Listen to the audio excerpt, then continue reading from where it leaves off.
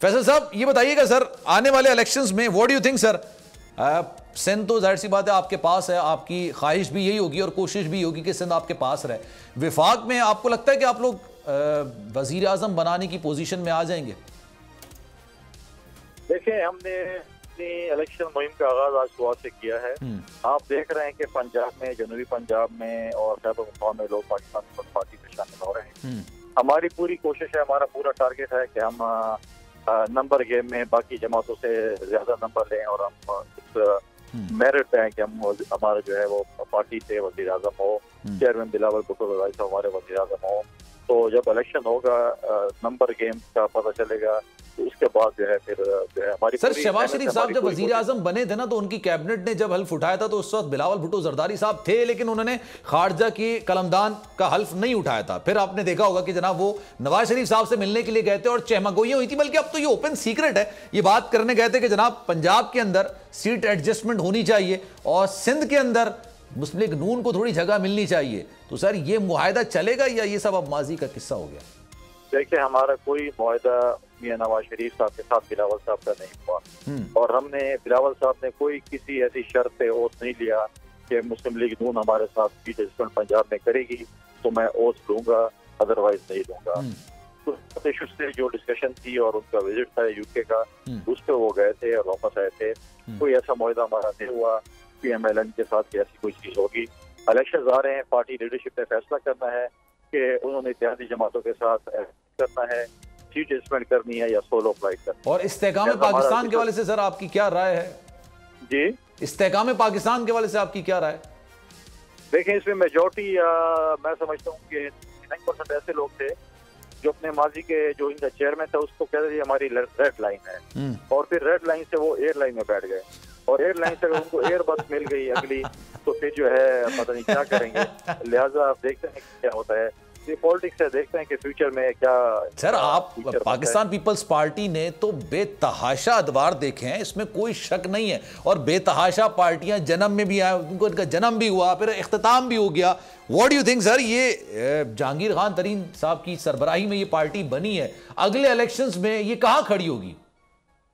मुझे लगता है कंपनी चलने वाली नहीं है, लेकिन देखते हैं कि कितने दिन चलती है, क्योंकि इसमें देखें अगर आप पार्टियों का मुवाजना करें, पीपल्स पार्टी हो या PMLN हो या PMLQ भी हो या बाकी जो जमातें नेशनल जमात, उनके वोट के हल्कों में किसी को कुछ फायदा नुकसान दे सकते हैं। मुझे बताएं कि जमात है, इनमें कौन सा शख्स जो लीडर है, कौन से हल्के में उसका वोट है, किसको वो फायदा दे सकता है, किसको वो नुकसान दे सकता है, या बाकी सूबों में उनके भी ऑर्गेनाइजेशन नहीं है, इलेक्शन सर पे आ गए, इलेक्शन कैंपेन शुरू होने जा रही है और अभी तक उनका पूरा सेटअप ही नहीं है।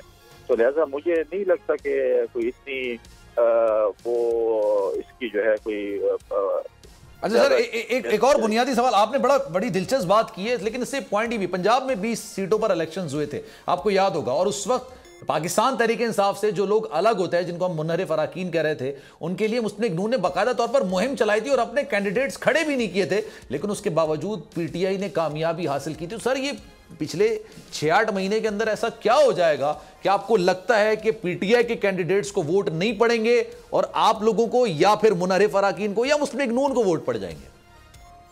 देखें, उसके साथ साथ जब है पाकिस्तान पीपल्स पार्टी कैंडिडेट भी लड़े थे और आपने देखा था कि कराची में पार्टी का कप्तान हारा था और मुल्तान में पार्टी का वाइस कप्तान हारा था। जी जी जी, और दोनों पाकिस्तान उनकी बेटी आ रही थी बेसिकली। ठीक है, और उस पर जो है उस पार्टी से आ रहे थे। जहाँ जो था उसमें मैं समझता हूँ कि टेक्निकल फॉल्ट या कुछ भी कहें, वो इसलिए था कि जो पुराने जो पार्टी के कमिटेड लोग थे गया था और नए आने वालों को टिकट दे दिया गया था, तो उनकी डेफिनेटली पुराने लोग जिन्होंने मुश्किल टाइम गुजारा था उनको एकोमोडेट नहीं किया और नए लोगों को किया। उसमें यही मैं समझ वजह थी और इसलिए उनको शायद वोट नहीं पड़ा होगा, और भी कुछ शायद वजूहत हों, लेकिन मैं समझता हूँ कि इस दफा जब इलेक्शन होगा, आपने कराची में भी इलेक्शन देखा, आपने सिंध में बल्दियाती इलेक्शन में देखा, पाकिस्तान पीपल्स पार्टी की परफॉर्मेंस भी देखी, तो इंशाअल्लाह ताला हमें भरपूर यकीन है कि अगली हुकूमत पाकिस्तान पीपल्स पार्टी। सर जिस तरह से जमात इस्लामी अभी इस वक्त मेयर कराची के इलेक्शंस पर आप पर इल्जामात लगा रही है, ऐसे इल्जामात तो नहीं लगेंगे ना, या फिर इल्जामात की देखिए, आप मुझे आप इंसाफ कर लें सर, हमारे पास सिर्फ सवाल करना है, इंसाफ करने वाला इदारा कोई और है। नहीं, आप मुझे बताएं कि हमारे पास कितनी सीटें और जमात इस्लामी के पास अब वो कहते हैं कि अकलियत को अक्सरियत में बदलो। पीटीआई उनके जो इत्तेहादी थे उन्होंने कहा हमने वोट कास्ट नहीं, हमने वोट डालने नहीं, उनकी लीडरशिप ने कहा बैड लक आप कह सकते हो उसको, क्योंकि जब उन्होंने वादा किया था उसको तो पीटीआई में और हमारे खाते में डालो, हम नहीं डलवा सकते उनके वोट।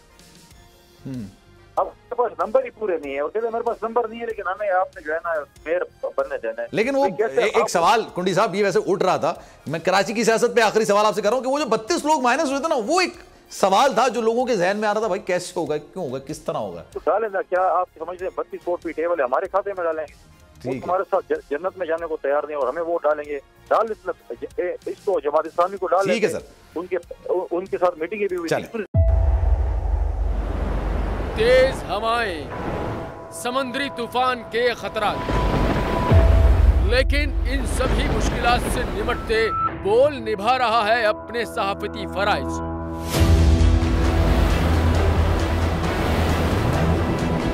समुद्री तूफान बिपोरजॉय की ट्रांसमिशन बोल रहा है सबसे आगे। किस तरह से और कहां पे ये समुद्री तूफान पाकिस्तान के कौन से इलाकों को हिट कर सकता है, बोल रहा सबसे आगे, लम्हा बा लम्हा हर खबर से किया आवाम को आगाह। इस वक्त जो है मौजूदा सूरत हाल काफी हद तक तशवीशनाक होती जा रही है। खेती बंदर ठट्टा पे ज्यादा ये हिट करेगा तमाम।